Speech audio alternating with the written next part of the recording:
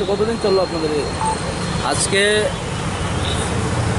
গণধর্নার তৃতীয় দিন।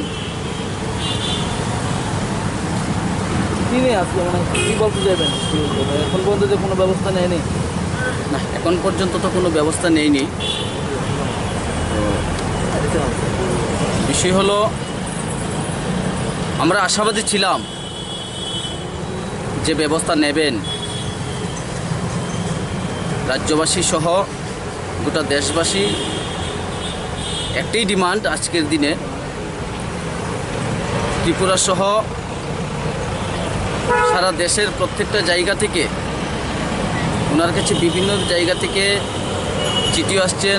আপনারা জানেন চণ্ডীগড়ের ভারতীয় জনতা পার্টির প্রদেশ প্রবক্তা গৌরব গোয়েল উনিও চিঠি লিখেছেন এবং বিভিন্ন জায়গা থেকে ফোন আসছেন।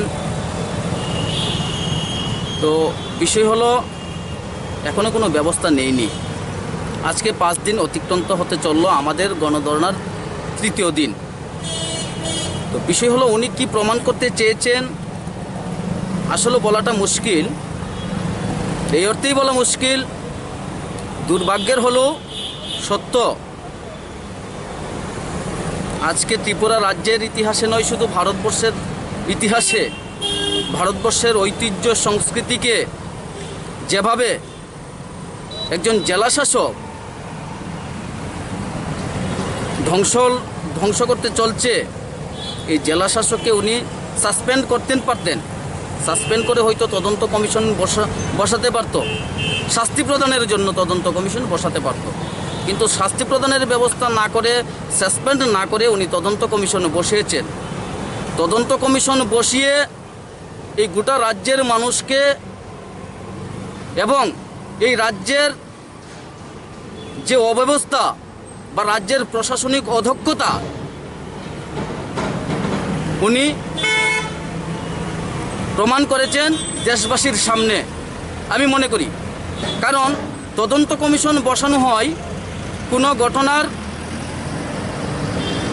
রহস্য উদ্ঘাটন না হলে, কারণ সেটা গোটা আপনারা সহ রাজ্যবাসী সহ সারা ভারতবর্ষ সহ পৃথিবীর সমস্ত জায়গার মধ্যে প্রমাণিত হয়েছে যে শৈলেশ কুমার যাদব গত এই মাসের 26 তারিখ দুটো বিয়ে বাড়িতে পুরোহিতকে মারধর করেছিল, দুটো স্বামী স্ত্রীকে মারধর করেছিল, ডক্টরের গায়ে হাত উঠিয়েছিল, কর্তব্যরত পুলিশ অফিসারের গায়ে হাত উঠিয়েছিল, অকথ্য ভাষায় গালিগালাজ করেছিল।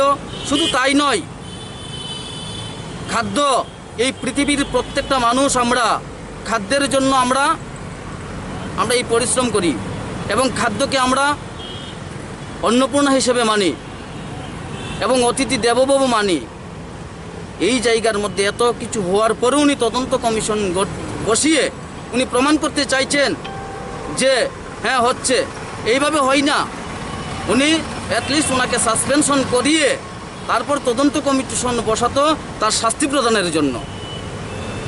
আমার বলতে আর দ্বিধা নেই, আমাদের এই রাজ্যবাসী সহ গোটা ভারতবর্ষের প্রত্যেকটা মানুষের আর বলতে আর কোনো দ্বিধাই নেই, কোনো দ্বিধা নেই যে উনি ভারতবর্ষের ঐতিহ্য ধ্বংসকারী, ভারতবর্ষের সংস্কৃতি ধ্বংসকারী, হিন্দু মুসলমান বুদ্ধিস্ট খ্রিস্টান সমস্ত প্রত্যেকটা জাতির আমাদের এই যে বিবাহ বন্ধনের মধ্য দিয়েই আমাদের বৈধতা আসে, সামাজিক বৈধতা।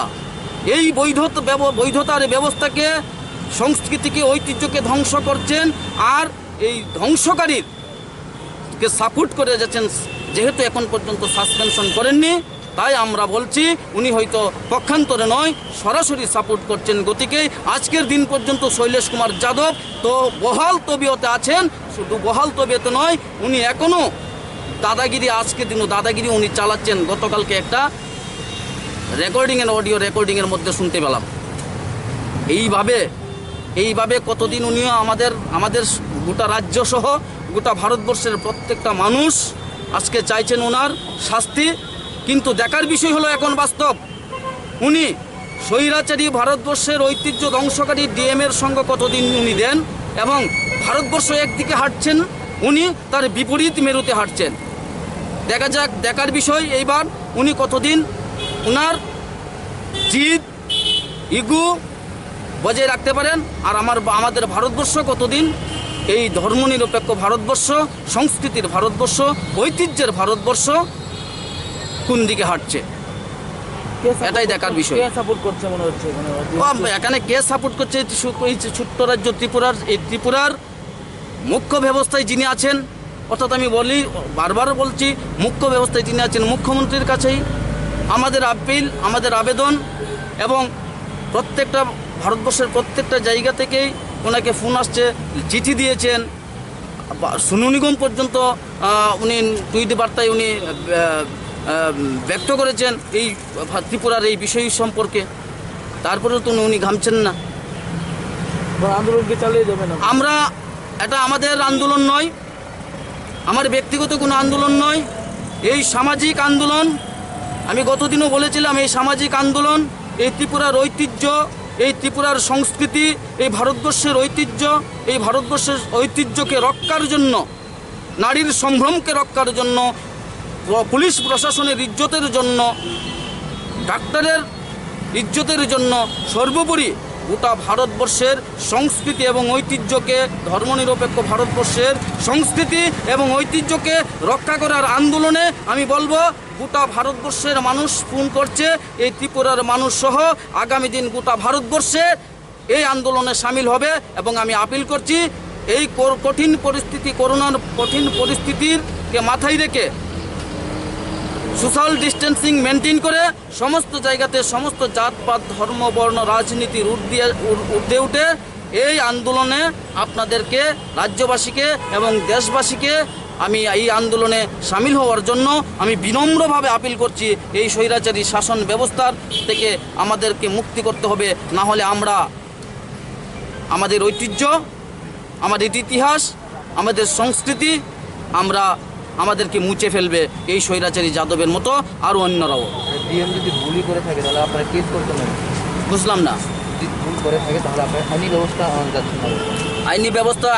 আইনি ব্যবস্থা অবশ্যই করতে হবে। সাসপেনশন আগে হবে এবং সাসপেনশন হবে, বরখাস্ত হবে এবং আইনিগত ব্যবস্থা প্রধানের মধ্য দিয়ে ওনার কঠোর শাস্তি দাবি শুধু আমি নয়, গোটা রাজ্যবাসী চাইছেন। আপনারা আইনি ব্যবস্থা যাচ্ছেন না কেন? আইনি পথে হাঁটছেন না? আমরা আইনি ব্যবস্থায় হাঁটবো। গতদিনও হয়তো খুব সম্ভবত দুটো কেস ওনার নামে হয়েছে, এফআইআর হয়েছে, আপনারাও জানেন। আগামী দিন আরও কি পথ আইনি ব্যবস্থা আছে, আমিও অ্যাডভোকেটদের সঙ্গে আলোচনা করব, খুব সম্ভবত আজকেই আলোচনা করব। আইনিগত আরও কি তার বিরুদ্ধে আইনিগত ব্যবস্থা নেওয়া যায়, সেটা ওদের সঙ্গে আলোচনা করে দেখছি কি করা যায়।